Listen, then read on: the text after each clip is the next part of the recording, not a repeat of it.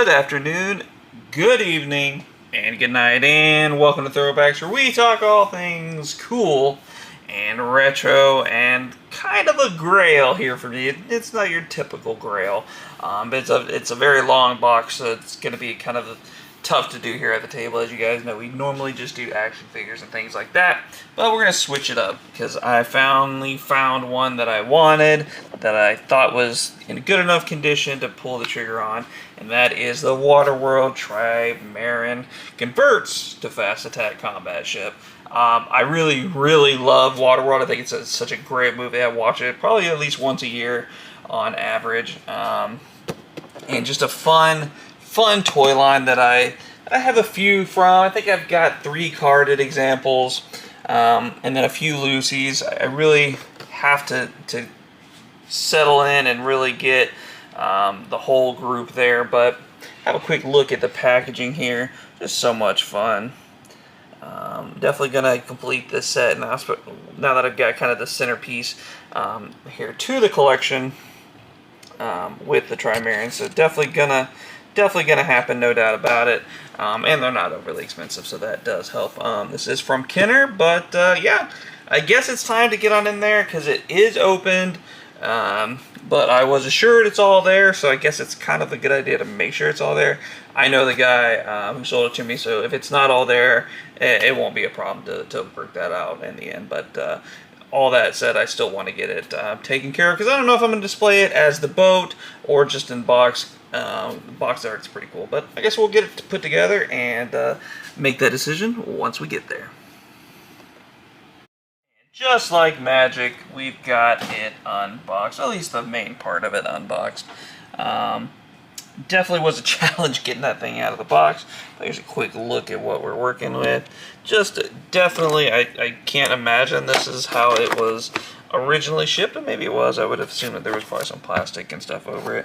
But we got all sorts of nets. It's like the main centerpiece there of the boat. Definitely an interesting scale. Looks like we had dust.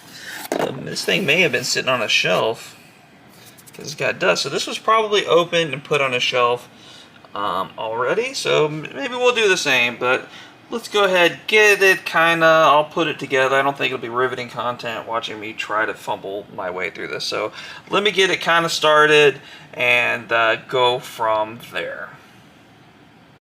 Alright, we got everything unboxed, and it's a big boy for sure.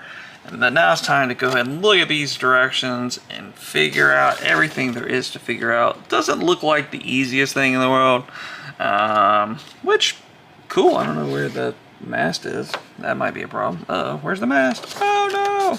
We'll have to find that. Maybe it's stored up in here. Like that says. Maybe it's stored inside. But yeah, hopefully it's in there. Otherwise, we're going to have a problem. But let's go ahead and finally build this bad boy. Holy moly, this thing is massive. Woo.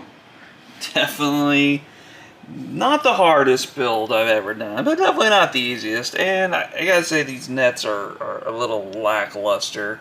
It's like everything else was so inventive. They did this up top where you can push down the mast and then store it down inside here, which was really cool. I like that. And then he's got it to where you can hang on here, which is fun. And the little blasters, little pew-pews going on here. Let's see if we can get one to shoot. Let's see, how does this work? Does it not work? Is it just a thing? Okay, maybe it's just a thing. It should have a button, you'd think, right? Is that the button? Oh, maybe this is the button. Okay, hold on, let's see. Whoa! Blast off. Okay, we'll have to pick that up in a minute. So, they did all this really cool stuff, and then they kind of cheaped out on the netting, which, it's kind of a bummer. Would have liked to seen another little string here, but that would have probably been a Snowspeeder Star Wars thing where, that's lost and never found again. I do like a lot. The peg holes are all over the place. So lots of peg holes Plenty of options here, you know, to put your figures and really kind of fill out this thing, which is definitely gonna happen. I'm itchy now. And somehow I thought I had one, and I know there's one somewhere. But I just looked around my building, which is kind of a chore in itself. Couldn't find one. Did find an Independence Day figure that I had lost, so was able to get that on the 90 shelf. We couldn't find a Waterworld figure, so we'll just leave it at this for now. But yeah, I mean, if you guys like cool 90s stuff and you got the space, because that's the other thing, is it's a space eater. You can collapse this, like I said, and then you can store it away, so it doesn't have to be that tall, but it will be at least, you know, this tall. So give you an idea, kind of a fingertip to elbow height, no matter what you do, and pretty much the same lengthwise. So very, very cool, very, very fun. Super happy to finally get this. I think I paid 50 bucks for it. Definitely wasn't new in box, but pretty close to about as good as you can get. So pretty stoked, to say the least. But what do you guys think? At the end of the day, this is just my opinions, and I'm sure that you guys have yours, and we'd love to hear about them in the comments down below. Do you guys like Waterworld? Do you not like Waterworld? Do you like the toy line? Did you even know the toy line existed? Love to hear about it in the comments down below. And while you're there, you might as well go ahead and like this video, and of course, subscribe to the channel, as we do post new content every single day. But for myself and Uncle BJ, it is getting to be that time. It is time to throw one back. So for myself and Uncle BJ, once again, we'll see you guys later. Man, this thing's fun. So cool.